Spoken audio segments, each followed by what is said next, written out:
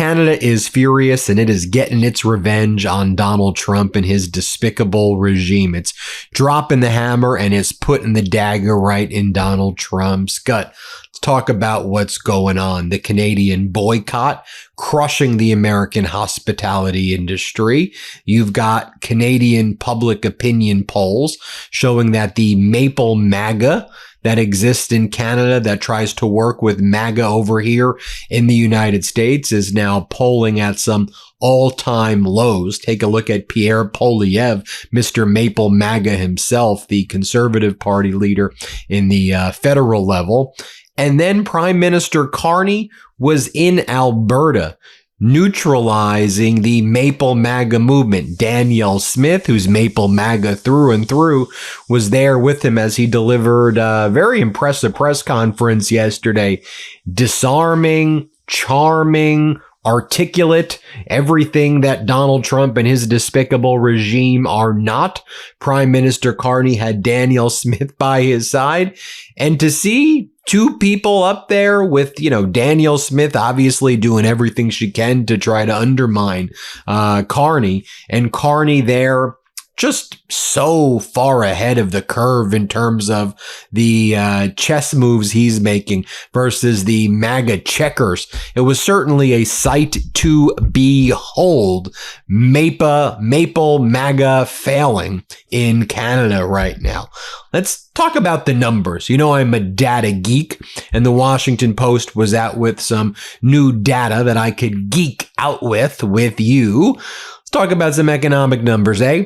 Canadians made 29.1 million trips to the United States in 2025, according to this new data published by the Washington Post.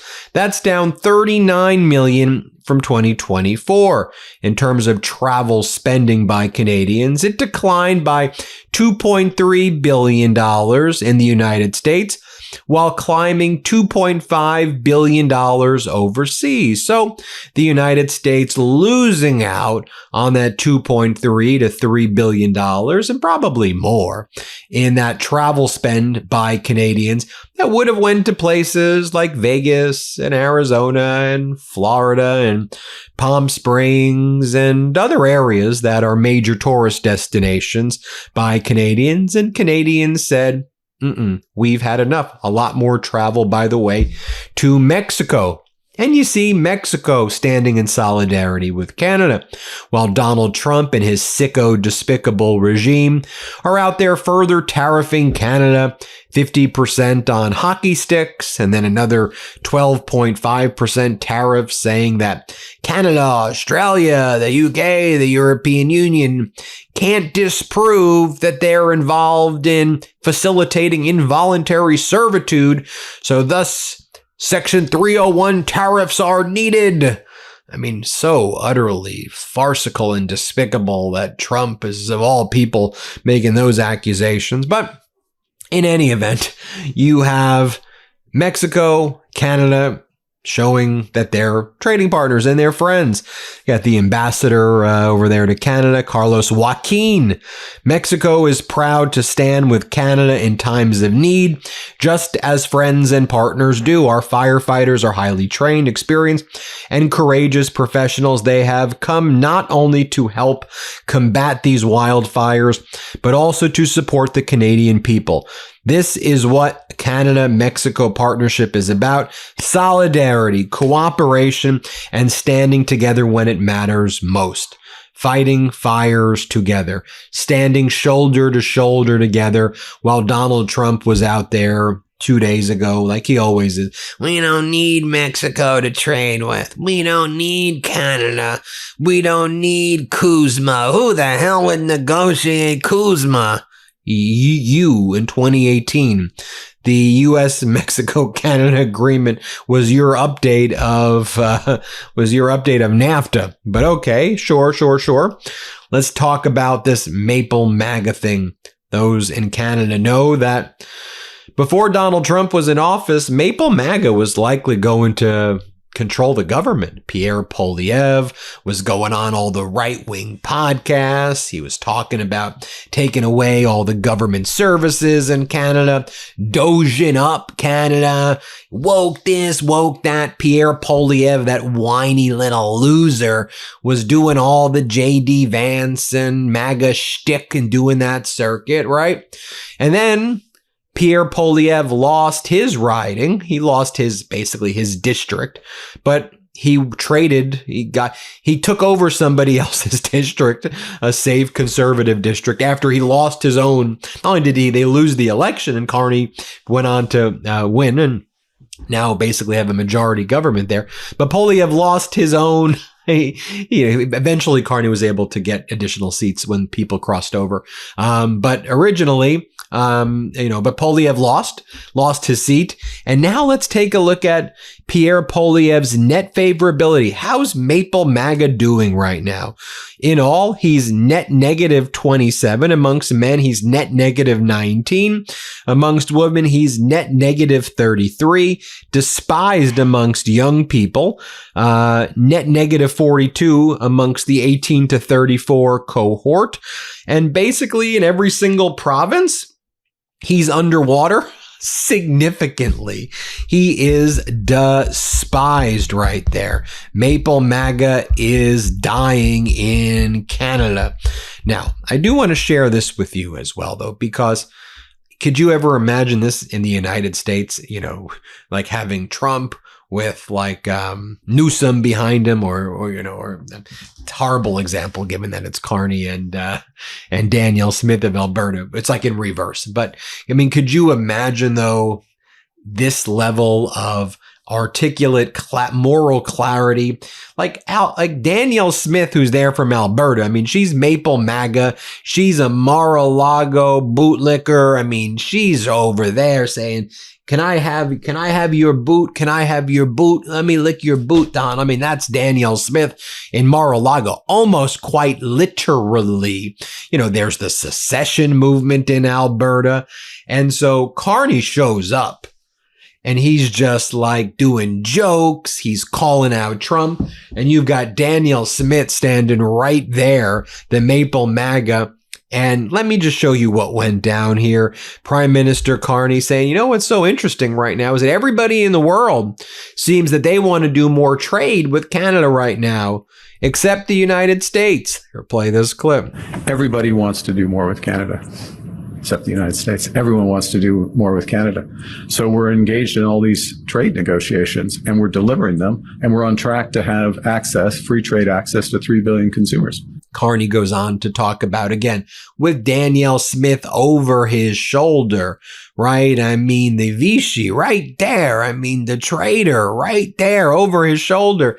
And Carney's just like, look, we're in a stronger position today than when the trade war began. We're creating new jobs at twice the rate of the United States. And our exports are up sharply as well. And we're on track to double over the next decade. Let's play this clip.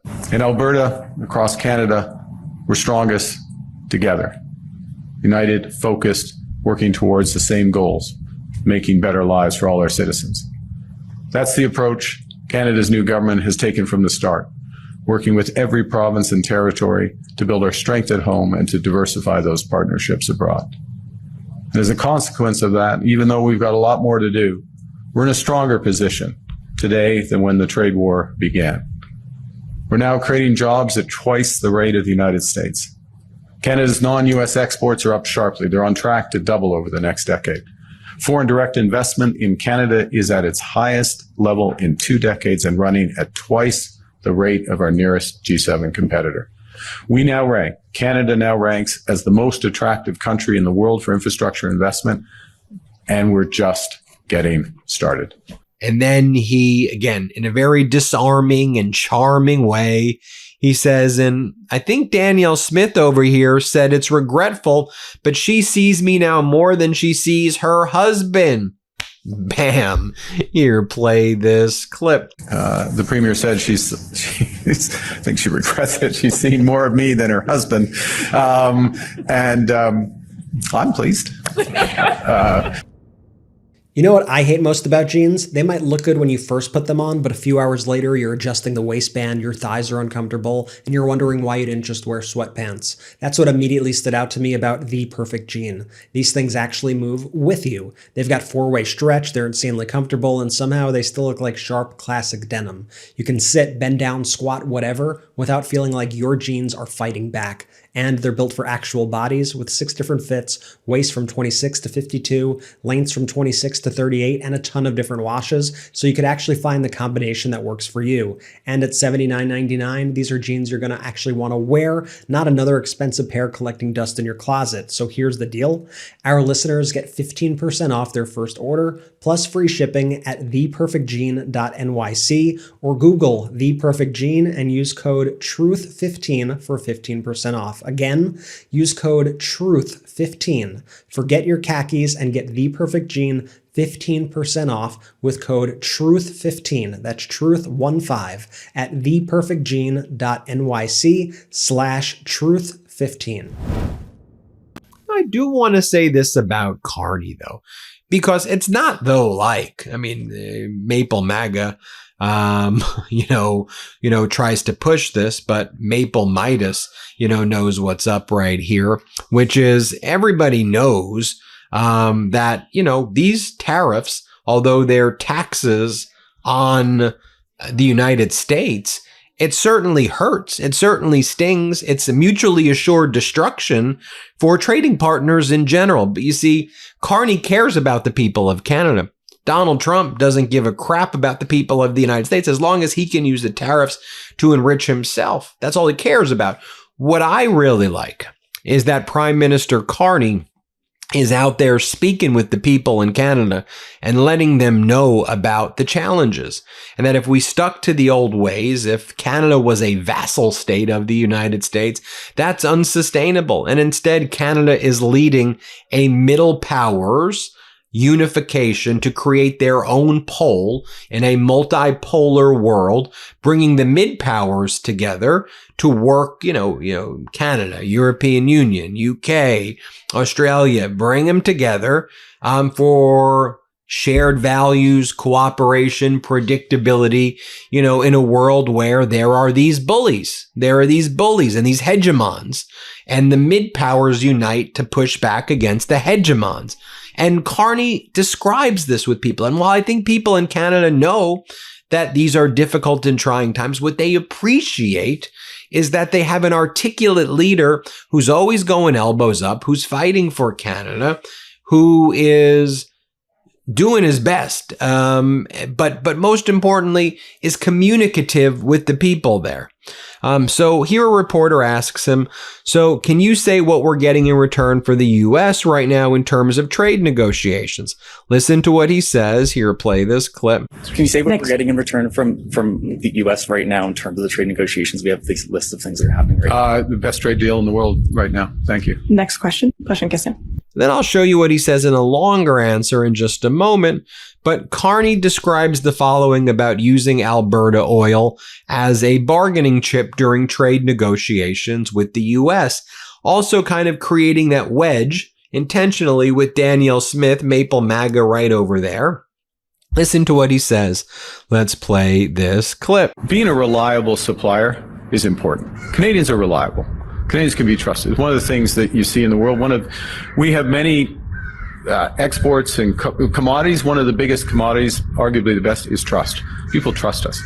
And so when you're supplier of a key commodity, key service, you got to think really hard about not supplying. So that very much colors it. So look, this is incredibly diverse country economy. We have many things we can do. First and foremost is to work towards an agreement. That's what we're going to do. But there's other things we can do if we needed to address the situation was there. And the issue you're raising that was raised previously, it's not. I don't see the value of doing. I mean, I can understand conceptually, but I don't see the value of it. And then here's how he responds when he's asked. So your government, this is the reporter, tries to, be smart and goes, being sarcastic. Your government capitulated on the revenue split for the Gordie Howe Bridge. So why'd you capitulate? To which Prime Minister Carney says, I'm going to do a little premises surgery on your question right there. We didn't capitulate, right now. We had to open up the bridge. And the way the definition of net profit or net proceeds, we have to make back a certain amount of money. We have to make back a certain amount of expenses. Once we recoup that, then there is a profit share and a profit split. But that's a small fraction of what this overall is. And I think what Carney, he is not going to articulate it publicly, but I think what he realizes is that when there is a new administration in power and all this Trump crap is overturned and prior deals are honored, he needs to get Canada through this period, stand up, elbows up, and deal with this psycho creature in the Oval Office. Listen to what he says here. Play this clip. Your government has capitulated on revenue splitting for Gordie Howe Bridge, digital service tax, and removing funding for American streamers. What has Canada gotten in return for these concessions? Well, let's do a couple of things. Sorry, I'm going to do a little premise surgery for your question. Let's be clear about the bridge. The bridge. First off, the bridge is open.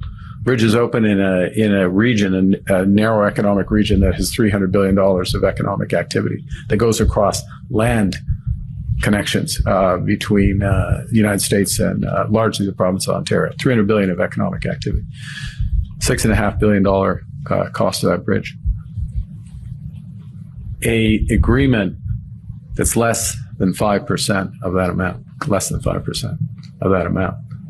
That is then reinvested in economic support for that economic activity to enhance that economic activity.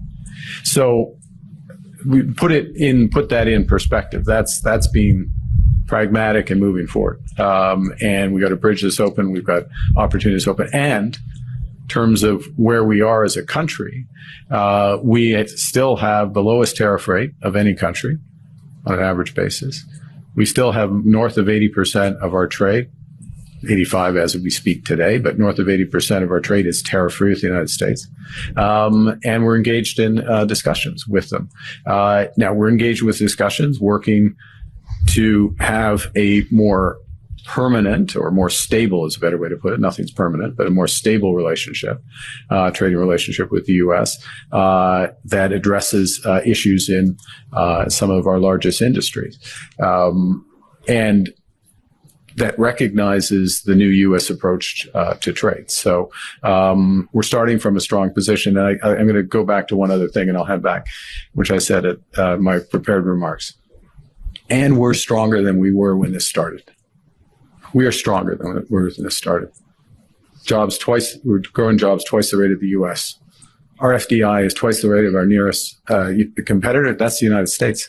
It's twice the rate of the U.S. We're the best country in the world judged for infrastructure investment. We're focused on the right things: affordable housing, community, becoming an energy superpower, diversifying. Everybody wants to do more with Canada, except the United States. Everyone wants to do more with Canada. So we're engaged in all these trade negotiations, and we're delivering them, and we're on track to have free trade access to 3 billion consumers.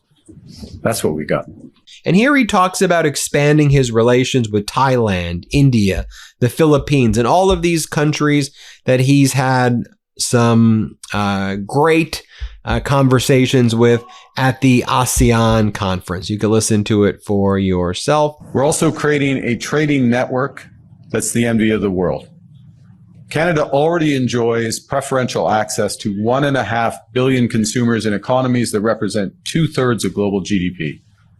We just concluded a new trade agreement with the UAE that was negotiated in a record 47 days.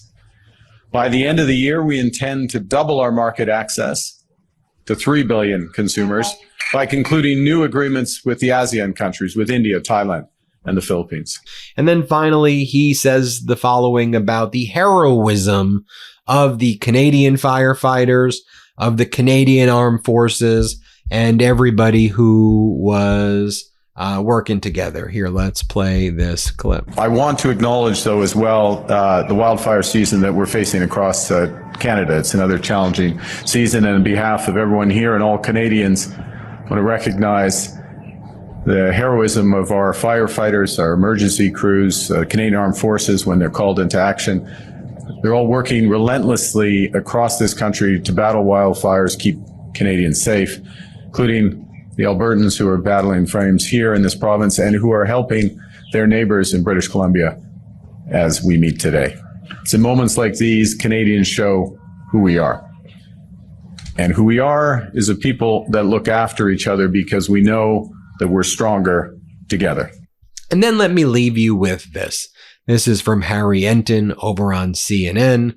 Here's how he describes the dynamic right now of the Canadian people and how they feel about the United States with the aggregate polling data out there. Let's play it. Donald Trump has managed to pull a wonderful magic trick. That is, take an ally, a longtime ally like Canada, and all of a sudden Canadians, they hate the United States of America. I mean, just take a look at the net favorable rating trend line here from before it took office the second time around. It was plus 13 points. Look at that drop now. That's a nearly 50-point drop. Now Canadians have a minus 33 net favorable view of the United States, inside out, round and round, upside down. Diana Ross.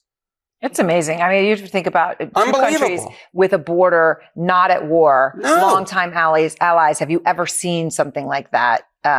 No. I can't imagine there's any place in history where it's unprecedented. So what about Trump specifically? Yeah, talk about confidence in the United States president. You know, back when Joe Biden was president in 2024, majority of Canadians had, in fact, confidence in Joe Biden, in the U.S. president. We're talking 52%. Now look at it. Now just 20% have confidence in the president of the United States. Look at that not confident number, that percentage, from 46 to 79. We're talking 4 in 5 Canadians are not confident in the president of the United States. And that is what is driving this dislike, dare I say, hatred that Canadians have of the United States overall. Okay, which is very troubling for Americans. Yes. Because this is not reciprocated. Tell me something I don't know. It is not reciprocated. I'll tell you something you don't know. Canadians may not like the United States, but Americans still like Canada. I mean, look at the favorable views that Americans have of Canada. We're still talking 4 in 5, 80%, the unfavorable just 15%. So what we basically we were mutual allies. Who are those 15%? The Republicans, for the most part, who are following Donald Trump's lead. That's who they are. Right. So they're, okay. But it's a very small portion. Yeah, it's just, but gosh. All right. Thank you very much, Harry. There you have it, everybody. Let me know what you think about all of this. Have you got your, by the way, to all the Maple Midas out there, you can get your copy of, we're selling in Canada also, WTF America. So get your copy in Canada, get your copy here in the United States. We're grateful for you. We appreciate you. Thanks everybody for watching. Hit subscribe. Let's get to 7 million. Thanks so much, everybody. Breaking news right now. My brothers and I wrote a book. It's called WTF America. And well, doesn't that just say it all? It comes out officially this October, but you can pre-order your copy today. Just scan the QR code or click the link in the description below.